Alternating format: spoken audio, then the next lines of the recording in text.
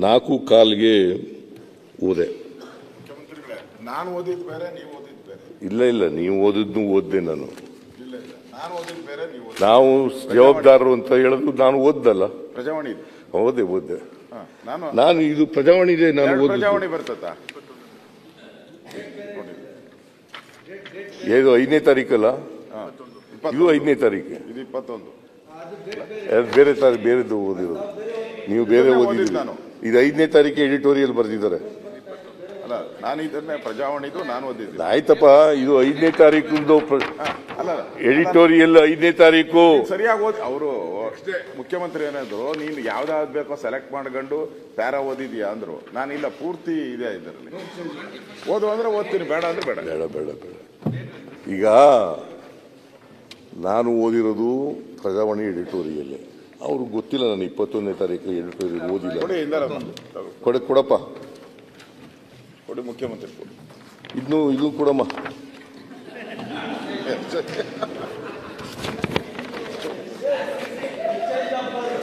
ಇದು ಜುಲೈ 21.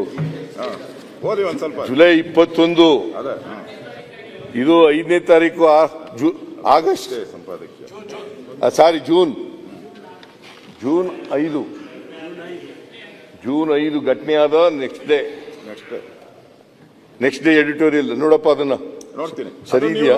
ಅದನ್ನು ನೋಡಿದ್ದೀನಿ. ಇದನ್ನು ನೋಡಿದ್ದೀನಿ. ನೋಡಿಲ್ಲ ನೀವು? ನೀ ಹೇಳ್ದಿಲ್ಲ, ಓದಿ ಹೇಳ್ದಿಲ್ಲ. ಕೊನೆ ಒಂದಷ್ಟು ಓದ್ಬಿಡಿ ಸರ್. ಅದರಲ್ಲಿ ಓದಿ. ಆಯ್ತು, ನೀನು ಓದಿದೆಯಲ್ಲ ಬಿಡಪ್ಪ. ನಾನು ಓದಿದ್ದೀನಿ. ಮಾನ್ಯ ಅಧ್ಯಕ್ಷರೇ, ಅದು ಸರಿ ಇದೆಯಲ್ಲ? ಎರಡು ಪ್ರಜಾವಾಣಿನೇ. ಅದು ಪ್ರಜಾವಾಣಿ ಇದೆ. ಅದೇ ಕೊನೆಯಲ್ಲಿ ಏನ್ ಬರೆದಿದ್ದಾರೆ ಹೇಳಿದ್ರಲ್ಲ ನೀವು. ಅದು ಹೇಳದ್ನಲ್ಲ, ಮುಖ್ಯಮಂತ್ರಿ ಇದು ಸರ್ಕಾರಕ್ಕೆ ಸಂವೇದನೆ ಇಲ್ಲ. ಅದು ಹೇಳಿದೆ, ಎಲ್ಲ ಹೇಳಿದ್ದೀನಿ. It is only editorial by news paper Prajavani. It's not a judgement. ನಾವು ಬಂದಿರೋ ತಾಪತ್ರಯ ಏನು ಅಂತಂದ್ರೆ, ಪತ್ರಿಕೆಯಲ್ಲಿ ಬರೋದೆಲ್ಲ, ಅಲ್ಲಿ ಅವರು ಎಡಿಟೋರಿಯಲ್ ಬರೆಯೋದೆಲ್ಲ ಜಡ್ಜ್ಮೆಂಟ್ ಅಂತ ತಿಳ್ಕೊಬಿಟ್ಟಿರ್ತೀವಿ. ಅದೇ ಬಂದಿರೋ ತಾಪತ್ರಯ ನಮಗೆ. ಅದಲ್ಲ. ಈಗ ಮಾನ್ಯ ಅಧ್ಯಕ್ಷರೇ, ಈಗ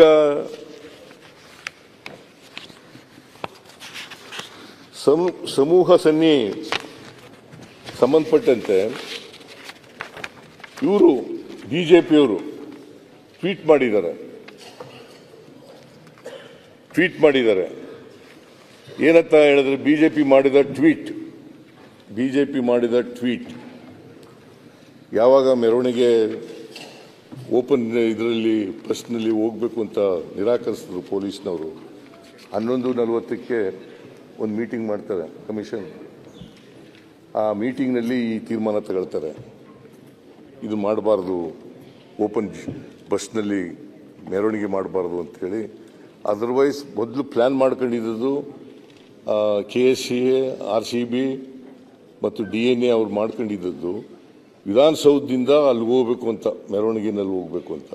ಆ ಮೆರವಣಿಗೆ ಕ್ಯಾನ್ಸಲ್ ಮಾಡಿದಾಗ, ನಿರಾಕರಿಸಿದಾಗ, ಏರ್ಪೋರ್ಟ್ ಇಂದ ಬರಬೇಕು ಅಂತ, ಏರ್ಪೋರ್ಟ್ ಇಂದ ಬರಬೇಕು ಅಂತ. ಅಲ್ಲ, ಇದಕ್ಕೆ ನನಗೆ ಗೊತ್ತಿಲ್ಲ. ಇಲ್ಲಿ ಟ್ವೀಟ್ ಮಾಡಿರೋದು.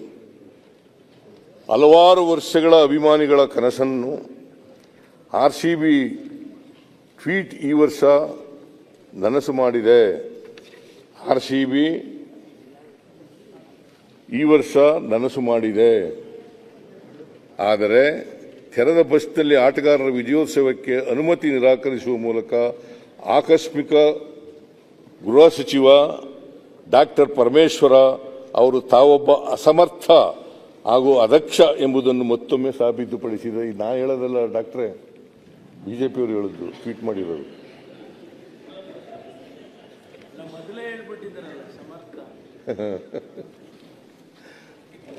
ಬಿಜೆಪಿಯವರು ಟ್ವೀಟ್ ಮಾಡಿರೋದು. ಇದನ್ನು ಅಲ್ಲಿ ಅಲ್ಗಳಿತೀರೋ ಅಡ್ಮಿಟ್ ಮಾಡ್ಕೋತಿರೋ ಗೊತ್ತಿಲ್ಲ ನನಗೆ. ಇಲ್ಲಿ ಬಿಡಪ್ಪ, ಇಲ್ಲೇ ಇದೆ.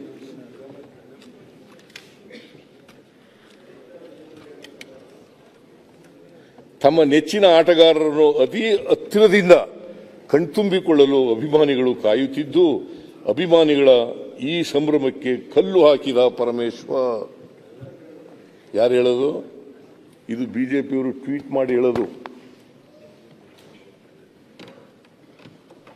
ಎಂದು ಬಿಜೆಪಿ ಅಧಿಕೃತವಾದ ಹ್ಯಾಂಡಲ್ನಿಂದ ಟ್ವೀಟ್ ಮಾಡಲಾಗಿದೆ. ನೋಡಿ, ಒಂದು ವೇಳೆ ನಾವು ಈ ಪರ್ಮಿಷನ್ ಕೊಡದೆ ಹೋಗಿದ್ರೆ ಮಾಡಕ್ಕೆ ಏನ್ ಮಾಡ್ತಿದ್ರು ಇವರು? ಅದಕ್ಕೆ ಒಂದು ದೊಡ್ಡ ಗಲಾಟೆ ಮಾಡೋರು, ಅದಕ್ಕೆ ಒಂದು ಎಂಥದೋ ಚಳುವಳಿ ಮಾಡಕ್ ಶುರು ಮಾಡೋರು. ಈಗ ಧರ್ಮಸ್ಥಳದ ಮಾಡ್ತಾ ಇದ್ದಾರಲ್ಲ ಚಳುವಳಿನ,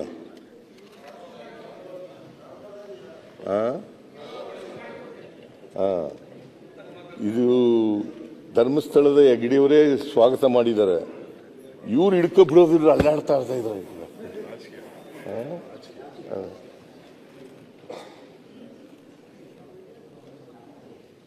ಧರ್ಮಸ್ಥಳದ ಹೆಗ್ಡೆಯವರೇ ಸ್ವಾಗತ ಮಾಡಿದ್ದಾರೆ. ಅದು ಏನು, ನಾವು SIT ಮಾಡಿದಾಗ ಮಾತಾಡನೇ ಇಲ್ಲ ಬಿಜೆಪಿಯವರು. ಸ್ವಲ್ಪ ದಿನ ಆದಮೇಲೆ 12 ದಿನ ಆದಮೇಲೆ ಅಲ್ಲಿವರೆಗೆ ಬಾಯಿನೇ ಬಿಚ್ಚಿರ್ಲಿಲ್ಲ ಇವರು. ಯಾವಾಗ 15 ಜಾಗಗಳೆಲ್ಲ ಡಾಕ್ಟ್ರೆ 15 ಜಾಗಗಳಲ್ಲಿ ಅಗೀತಾರೆ, ಅವ್ನು ತೋರಿಸಿದಂಥ ಜಾಗಗಳಲ್ಲಿ ಅಗೀತಾರೆ. 2 ಕಡೆ ಮಾತ್ರ ಸಿಗ್ತದೆ. ಒಂದು ಕಡೆ ಅಸ್ಥಿಪಂಜರ, ಇನ್ನೊಂದು ಕಡೆ ಮೂಳೆಗಳು ಸಿಗ್ತವೆ. ಅದು ಬಿಟ್ಟರೆ ಇನ್ನು 13 ಸ್ಥಳಗಳಲ್ಲಿ ಸಿಗೋದಿಲ್ಲ. ಅದು ಗೊತ್ತಾದ ಮೇಲೆ ಶುರುವಾಗೋಯ್ತು ನೋಡಿ ಬಿಜೆಪಿ ಅವ್ರದ್ದು ಎಲ್ಲ. ಅಲ್ಲಿವರೆಗೆ ಏನು ಬಾಯಿ ಮುಚ್ಕೊಂಡಿದ್ರು ಸುಮ್ಮನೆ. ನಾನೇ ಮೈಸೂರಿಗೆ ಬಂದು ಪ್ರೆಸ್ ಮೀಟ್ ಮಾಡಿದ್ದೀನಿ. ನಾನೇ ಫಸ್ಟ್ ದಿನ ನೀವು SIT ಮಾಡಿದ ಫಸ್ಟ್ ದಿನ ಮೈಸೂರಲ್ಲಿ ಪ್ರೆಸ್ ಮೀಟ್, ಮಾರನೇ ದಿನ ಬೆಂಗಳೂರಲ್ಲಿ ಪ್ರೆಸ್ ಮೀಟ್ ಮಾಡಿ ಇಲ್ಲಿ ಪ್ರಸ್ತಾಪ ಮಾಡಲಿಲ್ಲ.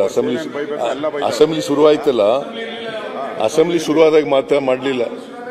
ಇಲ್ಲ ಮಾಡಲಿಲ್ಲ. ನಾನು ಮುಂಚೆನೆ ನಾನು ಕಾಯ್ತು ನೋಡ್ತಾ ಇದ್ದೇನೆ. ನಾನು ಸುಮ್ಮನೆ ಕೂತ್ಕೊಂಡು ನೋಡ್ತಾ ಇದ್ದೇನೆ. ಆಯ್ತು. ಅರವಿಂದ ಬೆಲ್ಲದ್ದು ನೀನು ಸುಮ್ಮನೆ ತಾಳ ಹಾಕಕ್ ಹೋಗ್ಬೇಡ. ನಾನು ಇಲ್ಲೇ ಕೂತಿದ್ದೆ. ಮಾನ್ಯ ಅಧ್ಯಕ್ಷರೇ, ಅದರಿಂದ ಮಾನ್ಯ ಸುರೇಶ್ ಕುಮಾರ್ ಅವರು ಈಗ ಈ ಉನ್ಮಾದಕ್ಕೆ ಬೆಂಕಿ ಹಚ್ತಾರಲ್ಲ, ಅವ್ರ ಅಪರಾಧಿಗಳಲ್ವಾ? ಉನ್ಮಾದ ಇದೆ, ಜನರಲ್ಲಿ ಉನ್ಮಾದ ಇರ್ತದೆ. ಅದಕ್ಕೆ ತುಪ್ಪ ಹಾಕೋರು, ಬೆಂಕಿ ಹಾಕೋರು, ಈಗ ಉರಿಯೋದ್ರ ಮೇಲೆ ಉಪ್ಪು ಹಾಕಿದ್ರು ಅಂತ ಹೇಳ್ತಾರಲ್ಲ, ಹಂಗೆ ತುಪ್ಪ ಸುರಿಯೋದು ಅದು ತಪ್ಪಲ್ವಾ?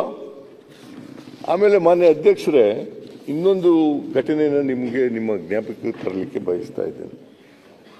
2022 ಮೇ 29ರಂದು 2000 ಮೇ 29 ಅವತ್ತು ಏನು ಕೊರೋನಾ ಬಹಳ ಉಚ್ಛ್ರಾಯ ಸ್ಥಿತಿನಲ್ಲಿತ್ತು ಇಡೀ ದೇಶದಲ್ಲಿ. ನಾಟ್ ಓನ್ಲಿ ಇನ್ ಕರ್ನಾಟಕ, ಇಡೀ ದೇಶದಲ್ಲಿ ಇತ್ತು ಉಚ್ಛ್ರಾಯ ಸ್ಥಿತಿನಲ್ಲಿ. ಅವತ್ತು Gujarat Titans versus Rajasthan Royals ಮಧ್ಯೆ IPL ಪಂದ್ಯ ನಡೀತದೆ. ಆಗ ಗುಜರಾತ್ ಟೈಟನ್ಸು ಗೆಲ್ತದೆ. ಅದನ್ನ ಸಂಭ್ರಮಾಚರಣೆ ಮಾಡಿದವರು ಯಾರು? ಯಾವ ಕಾಲದಲ್ಲಿ ಆಕ್ಸಿಜನ್ ತೊಂದರೆ, ಔಷಧಿಗಳಿಗೆ ತೊಂದರೆ, ವೆಂಟಿಲೇಟರ್ಗಳಿಗೆ ತೊಂದರೆ, ಆಕ್ಸಿಜನ್ ಇಲ್ಲದೆ ಸಾಯ್ತಾ ಇದ್ದಾರೆ ಜನ, ಔಷಧಿಗಳು ಇಲ್ಲದೆ ಸಾಯ್ತಾ ಇದ್ದಾರೆ, ವೆಂಟಿಲೇಟರ್ಗಳು ಸಾಯ್ತಾ ಇದ್ದಾರೆ. ಅವತ್ತು ಮಾಡಿದವರು ಯಾರು? ಅವತ್ತು ಆಚರಣೆ ಮಾಡಿದವರು ಆ ಕೇಂದ್ರದ ಮಂತ್ರಿ ಅವತ್ತು ಹಾಜರಿದ್ದವರು ಯಾರು ನೋಡ್ಲಿಕ್ಕೆ? ಅಮಿತ್ ಶಾ ಅವರು ಅವರ ಧರ್ಮಪತ್ನಿಯವರ ಜೊತೆ ಸೇರ್ಕೊಂಡು ಸೋನಾಲ್ ಶಾ ಮತ್ತು ಗುಜರಾತ್ನ ಅಂದಿನ ಮುಖ್ಯಮಂತ್ರಿ ಭೂಪೇಂದ್ರ ಪಟೇಲ್ ಇವರು ಆ ಸಂಭ್ರಮಾಚರಣೆ ಫಂಕ್ಷನ್ ಅಲ್ಲಿ ಹಾಜರಾಗಿರ್ತಾರೆ. ಅಷ್ಟೇ ಅಲ್ಲ, ಈ ಎಂಥದ್ದು ಟ್ರೋಫಿ ಕೊಡ್ತಾರಲ್ಲ, ಆ ಟ್ರೋಫಿನೂ ಕೂಡ ಅವರೇ ಕೊಡ್ತಾರೆ. ಜೊತೆಗೆ ಇಡೀ ಅಹಮದಾಬಾದ್ ರಸ್ತೆಯಲ್ಲಿ ಮೆರವಣಿಗೆ ಮಾಡಲಿಕ್ಕೆ ಬಿಡ್ತಾರೆ.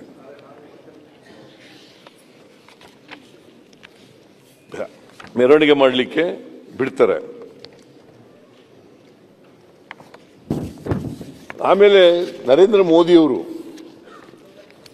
ಈ ದೇಶದ ಪ್ರಧಾನಮಂತ್ರಿಗಳು ಟ್ರಂಪ್ ಅವ್ರನ್ನ ಕರ್ಕೊಬಂದು ಕೊರೋನಾ ಹರಡುತ್ತಿದ್ದಾಗ 2020ರಲ್ಲಿ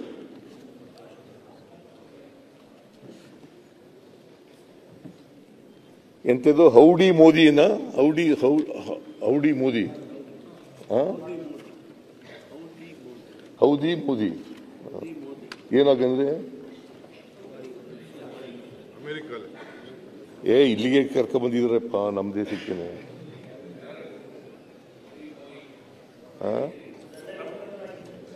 ಹೌದಿ ಮೋದಿ ಅಂತ ಹೇಳಿ 2020 ಅದಲ್ಲಪ್ಪ 2020ರಲ್ಲಿ ಆಗ ಸಾವಿರಾರು ಜನ ಸತ್ತೋಯ್ತಾರೆ. ಯಾರ ಕಾರಣ ಇದಕ್ಕೆ?